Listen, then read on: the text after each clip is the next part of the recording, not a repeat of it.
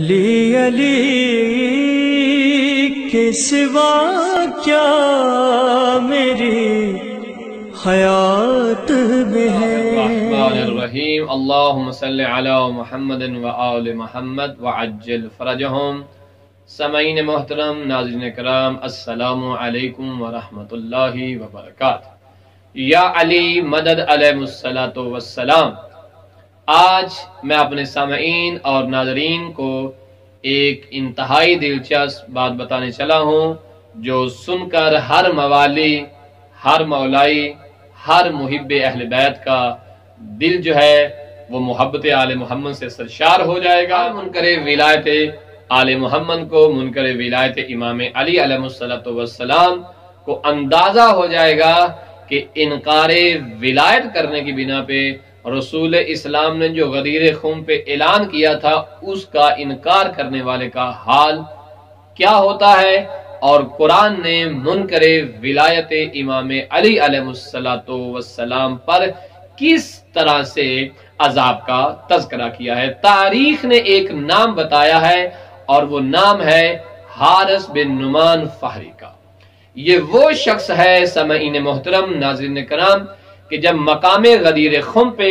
نبی کریم صلی اللہ علیہ وآلہ وسلم نے مولا علی علیہ الصلوۃ والسلام کی ولایت کا اعلان کر دیا اور لوگوں نے آپ علیہ السلام کی ولایت کا اقرار کر لیا اور نبی کریم صلی اللہ علیہ وآلہ وسلم کی طرح آپ علیہ السلام کو بھی اپنا مولا و آقا مان لیا، تو اس وقت یہ شخص حارث بن نعمان فہری آپ صلی اللہ علیہ وآلہ وسلم کے پاس جاتا ہے اور کہتا ہے کہ اے محمد، اس کا لہجہ انتہائی گستاخانہ تھا اور گستاخانہ لہجے میں جا کے کہتا ہے کہ اے محمد، یہ آپ نے کیا کر دیا؟ یہ لفظ آپ میں استعمال کر رہا ہوں، لیکن اگر اس کے لہجے کو دیکھوں اور جس طرح اس نے لہجہ استعمال کیا اس میں یہ کہتا ہے اے محمد تو نے یہ کیا کر دیا۔ تو جہاں لفظ آپ میں استعمال کروں گا یہاں اس کے گستاخانہ لہجے کو آپ نے محسوس کرنا ہے کہ یہاں آپ نہیں ہے بلکہ یہ کہتا ہے تو نے کیا کر دیا، تم نے یہ کیا کر دیا۔ تو کہتا ہے اے محمد، آپ نے یہ کیا کر دیا؟ آپ نے ہمیں کہا اللہ پہ ایمان لاؤ، اللہ کی وحدانیت کا اقرار کرو، ہم نے کیا۔ آپ نے کہا رسالت کو قبول کرو، ہم نے قبول کی۔ آپ نے کہا روزہ رکھو، ہم نے رکھا۔ آپ نے کہا نماز پڑھو، ہم نے پڑھی۔ آپ نے کہا زکوٰۃ دو، ہم نے دی۔ آپ نے کہا حج کرو، ہم نے حج کی۔ تو آج آپ نے ایک نیا کام کر دیا ہے اور آج آپ نے یہ اعلان کر دیا ہے کہ من کنت مولا فہذا علی مولا، جس کا میں مولا اس کا علی مولا، یعنی اب ہمیں علی کو بھی مولا ماننا پڑے گا۔ تو کیا یہ اعلان آپ نے اپنی طرف سے کر دیا ہے یا اللہ کا اعلان ہے؟ اللہ نے یہ کہا ہے۔ تو وہاں آپ صلی اللہ علیہ وآلہ وسلم کے چہرہ اقدس کے تیور بدلے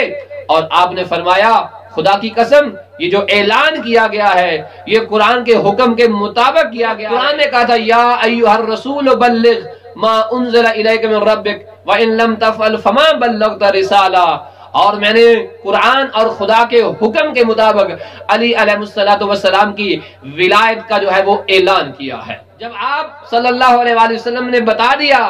تو یہ شخص کہتا ہے کہ میں اس بات کو قبول نہیں کرتا، انکار کرتے ہوئے اپنی سواری کی طرف جاتا ہے اور اس کی زبان پہ یہ الفاظ ہوتے ہیں کہ خدایا اگر یہ اعلان واقعاً ہی تیری طرف سے ہے تو اس وقت آسمان سے میرے اوپر عذاب نازل کر، مجھے موت دے دے۔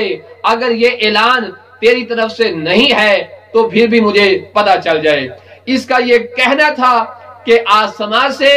ایک پتھر گرتا ہے اور اس وقت یہ اپنی سواری پر سوار ہوتا ہے، وہ پتھر اس کے سر پہ لگتا ہے، سر کی جانب سے اس کے بدن میں داخل ہوتا ہے اور اس کی پوچھ سے وہ پتھر خارج ہو جاتا ہے، جس کی وجہ سے یہ وہیں پر ہی وصل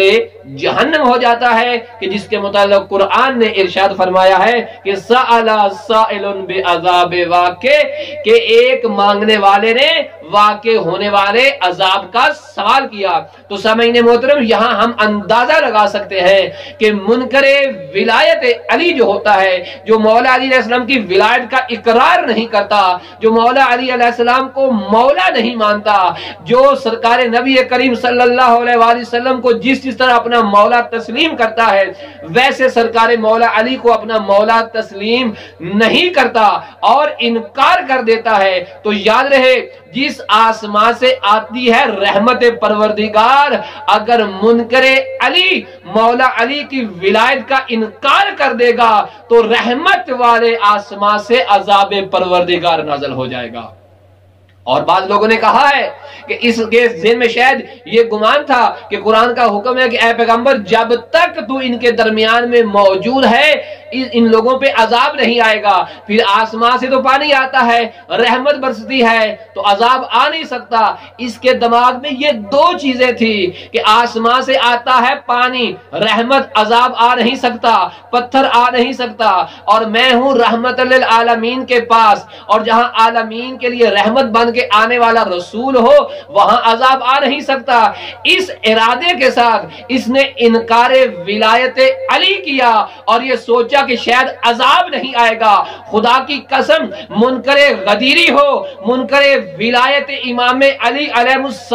السلام ہو، چاہے وہ قرب خدا کے اندر موجود ہو یا عالمین کے لیے جو رحمت بن کے آنے والا نبی ہے اس کے پاس ہی موجود نہ ہو، منکر علی کہیں بھی نہیں بچ سکتا، اس کے اوپر عذاب ہونا ہی ہونا ہے، چاہے وہ اس طرف والا ہو چاہے وہ اس طرف والا ہو، اسے رحمت مصطفیٰ بھی نہیں بچا سکتی، قرب خدا بھی نہیں بچا سکتا۔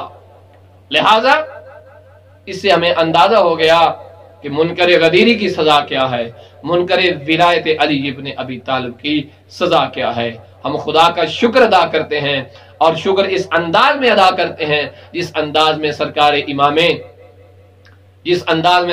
امام علی رضا علیہ السلام نے فرمایا کہ اس طرح سے اظہار شکر کیا جائے، الحمدللہ الذی جعلنا من المتمسکین بولایت علی ابن ابی طالب علیہ السلام۔ دعاؤں میں خاص یاد فرمائیے گا، اللہم صلی علی علی کے سوا کیا میری حیات میں ہے، علی علی